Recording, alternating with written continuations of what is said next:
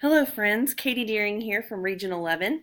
I am going to do a quick tutorial for those of you that are not quite familiar with Twitter or Twitter chats on how to best utilize Twitter for professional learning, specifically thinking about participating in a Twitter chat. So for those of you that know me, you know that I love participating in Twitter chats. I think it's wonderful professional development. It's a great way to connect with other people.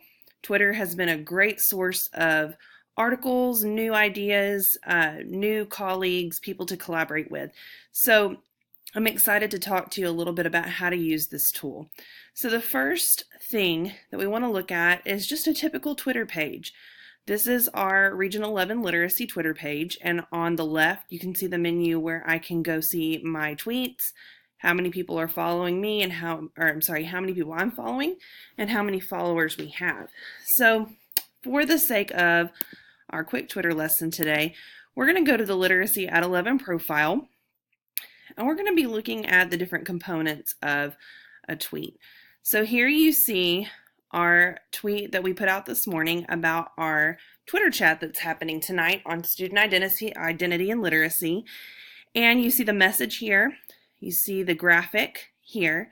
On the bottom, there's a couple of options. Ignore this one because this is just for me.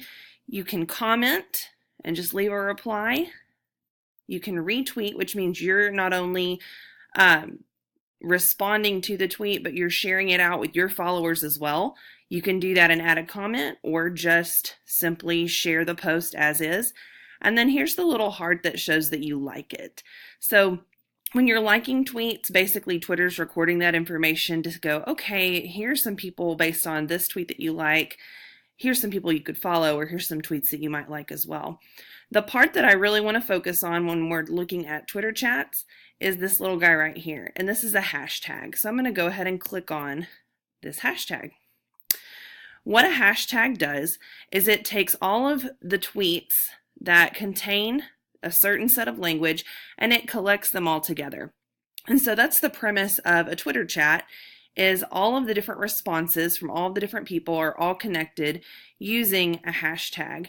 So when you're participating in a Twitter chat, tonight ours is at 8 p.m. So let's say you get onto Twitter at 8 o'clock and you want to see what's being said in the chat. The first thing that you're going to do is you're going to go to the hashtag R11LitChat, and you're going to put the little pound sign before that. Anytime you click on this hashtag, it'll take you to this page. You'll see the name of the chat, you'll see the name of the hashtag, and then you'll see all of the different tweets. Now right here it says top tweets. So these are the tweets with a hashtag that have gotten the most responses, the most likes, the most action. What I like to do is I always click on latest, and it's going to look very much the same since this chat hasn't occurred yet. But tonight, while it's going on, which is 8 to 9, I'm going to keep going back to this hashtag, and I'm going to click on latest, because then it's going to show what is the last response, the last post that's using the hashtag. So tonight, let's say we have 4 or 5 other teachers online, and they're responding to the different questions. They're going to include hashtag R11LitChat at the end of all of their tweets so that other people can see their responses. So most of the time on a Twitter chat, there will be a question and it'll say Q1 for question 1, and it'll have the hashtag at the end. So when I respond, I'll click on the hashtag. I'll click on this button up here that says tweet, and it'll automatically load that hashtag on my Twitter. Then I can go here, and instead of Q1, I'll type in A1, and then I'll put my response and I'll send it. And since it has that hashtag on there, it'll collect. So that's a way that I participate in Twitter chats. You can do this on your browser, on your phone. If you're brand new to Twitter, hopefully this is a quick video that can give you an idea of what the different buttons do.